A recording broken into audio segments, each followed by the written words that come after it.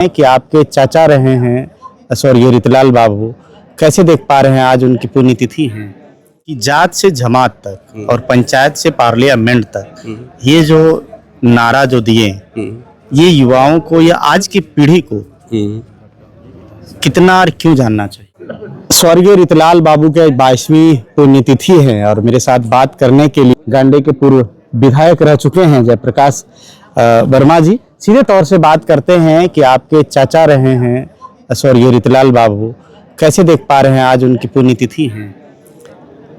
रीतिलाल प्रसाद वर्मा जी मेरे चाचा जी थे और मेरे चाचा जी ही नहीं, हमको लगता है कि ये जो पूरा आप देख रहे हैं जो आज जो भी है झारखंड है, ये पूरा दक्षिण बिहार पहले होता था।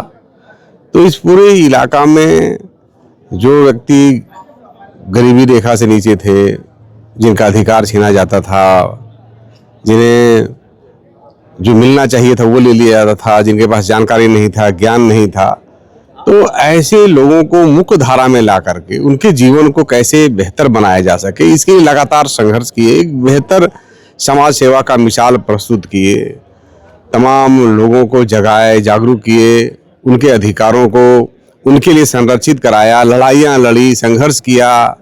जो जमाना था लोगों को छीन लेने का, सामंती युग जो था, उस युग का खात्मा करने के लिए लगातार संघर्ष किया। ये फलाफल मिला, जनता को राहत मिला और जनता ने भी इनको कहा कि भाई आप हमारे सेवक हैं, हमारी सेवा करते हैं, हमारी मदद करते हैं, तो हम लोग चाहते हैं कि आप विधानसभा में जाके हमारी बातें जो नहीं हो पाती है यहाँ से वो करें। लोगों ने उन्हें 1972 में विधानसभा भेजा। उसके बाद 77 में जब चुनाव हुआ इमरजेंसी के बाद लोकसभा का, तो वो लोकसभा एक बार नहीं, उसके बाद से लगातार अपने 98 में जीते और अंतिम चुनाव वो 99 में लड़े।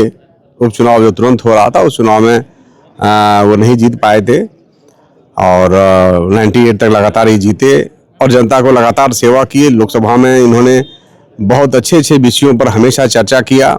आज आप देख रहे होंगे एक बड़ा उपलब्धि इस इलाका के लिए, गिरिडीह से लेकर के कोटरमा से रांची जो रेलवे लाइन है, तो ये रेलवे लाइन की लगातार ये संघर्ष करते रहे, हमेशा बहस किए और इसी को आधार मानते हुए जब अटल बिहारी वाजपेयी जी प्रधानमंत्री बने 1996 में, उस समय चाचा जी भी सांसद थे, तो उस समय कहा कि नहीं, आपकी ये मांग को मैं 77 से सुन रहा हूँ।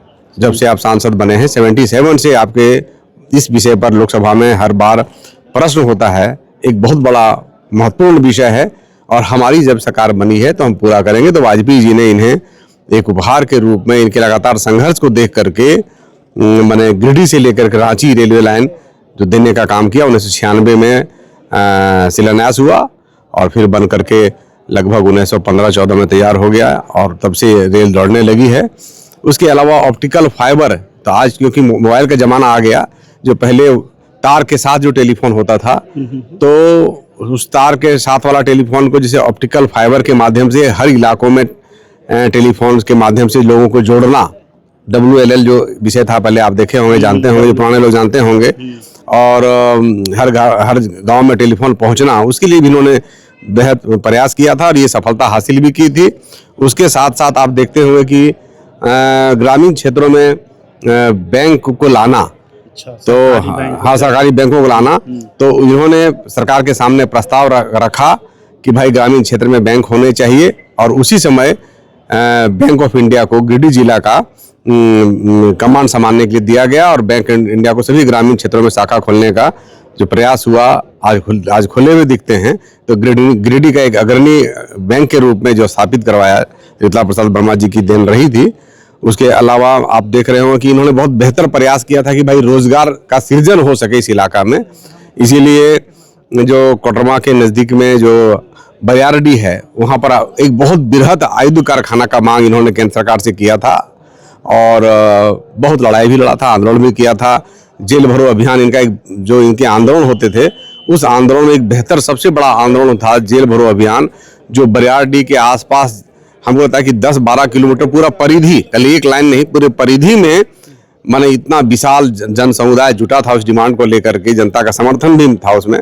परंतु दुर्भाग्यवश जो परिस्थितियां अचानक बनी और इस कारण से बाद में इसे उस आयुध कारखाना को मंजूरी तो मिल ही गई थी, पर कुछ लोगों ने बेवजह अपने उस चीज़ को दूसरे इलाकों में छीन करके ले गए लोग। आज वैसे जगहों पर बना है, परंतु वहाँ बनना नहीं चाहिए था। वहाँ तो खेती योग्य ज़मीन है, वहाँ बहुत खेती योग्य ज़मीन को बर्बाद भी किया गया।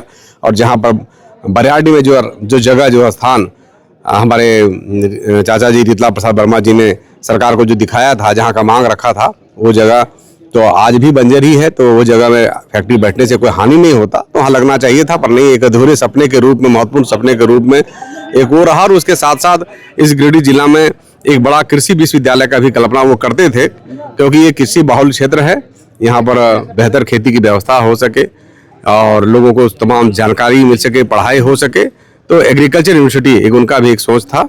इन चीज़ों को, इन दो चीज़ें उनके जो अधूरे रहे हैं, निश्चित रूप से हम लोग भी लगातार इन विषयों पर प्रयास कर रहे हैं।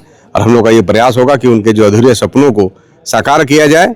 और मैं आज के विशेष दिन पर ये भी कहना चाहता हूँ कि आज जो उन्होंने समाज के लिए प्रेरणा हम सबों के लिए छोड़ा है, मेहनत जो करके हमें दिखाया है, तो निश्चित रूप से आज की जो नई पीढ़ी है, नई पीढ़ी मेहनत करे और नई पीढ़ी मेहनत करके आगे बढ़े और उनके पद चिन्हों को अपनाते हुए, उनके द्वारा बताए मार्ग को अपनाते हुए आगे बढ़े। ये प्रेरणा।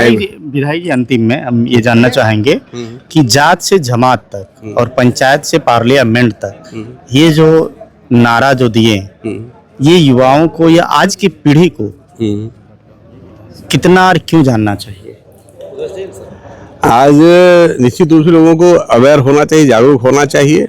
और चूंकि पंचायत जो है माने लोकल सेल्फ गवर्नमेंट है, स्थानीय स्वशासन है, तो स्थानीय स्वशासन जो है, लोकल सेल्फ गवर्नमेंट मजबूत हो, ताकि लोकल ग्रामीण क्षेत्र की ज़रूरतें लोगों की पूरी हो सके और ये तमाम विषय यहाँ पर सजें। और यहाँ से सजते हुए कानून का रूप लेने के लिए विधानसभा तक जाएं, विधानसभा से पार्लियामेंट तक जाएं, ताकि वो सारे चीज़ें लोकल लोगों के, स्थानीय लोगों के, मैंने लोकल ग्रामीण क्षेत्र कहने पर जो लोकल सेल्फ गवर्नमेंट के कारण मैं लोकल शब्द यूज कर रहा हूँ, तो स्थानीय स्वशासन जो था, लोकल सेल्फ गवर्नमेंट का जो विषय था, तो वहाँ लोकल सेल्फ गवर्नमेंट को ताकत तभी मिलेगा जब सरकारें उस पर नजर रखेंगी। लोकल सेल्फ गवर्नमेंट अपना कानून बनाएंगे, अपना विषय रखेंगे, और अपना जब विषय रखेंगे तो उसको विधानसभा सम्मति दे देगा तो फंड आ जाएगा। लोकसभा कानून बना देगा तो कानून बनेगा तो काम होना शुरू हो जाएगा। इसलिए पंचायत से पार्लियामेंट तक का जो उनका कॉन्सेप्ट था कि पंचायत से पार्लियामेंट तक लोगों को सशक्त करना, लोगों को जागरूक करना, लोग अधिकार जान सकें और तमाम स्तरों पर, मान जो त्रिस्तरीय पंचायत चुनाव अगर होते हैं, इन त्रिस्तरीय पंचायत चुनाव से लेकर के विधानसभा और लोकसभा तक मजबूत बात हो सके, इसलिए उनका ये प्रयास था। और उन्होंने हमेशा पंचायत से पार्लियामेंट तक मजबूत करने की बात कही थी और हम लोग को भी आज उस कॉन्सेप्ट पर चलना चाहिए। पंचायत में भी बेहतर व्यवस्था स्थापित हो सके, ऐसा करने से हम कहते हैं उनके सपनों को हम साकार कर सकेंगे। तो आप देख रहे थे, मेरे साथ में पूर्व विधायक जयप्रकाश वर्मा जी हैं, जो रीतलाल बाबू के भतीजे हैं, स्वर्गीय जगदीश प्रसाद कुशवाहा के बड़े बेटे हैं। आज क्षेत्र में ये भी जो है सो जन जागरूकता के काम करते हैं। बाकी इन तमाम तस्वीरों को लेके आप क्या कुछ कहेंगे, कमेंट में जरूर लिखिएगा। मिलते हैं अगली कड़ी में, दीजिए पंकज को इजाजत। जोहार।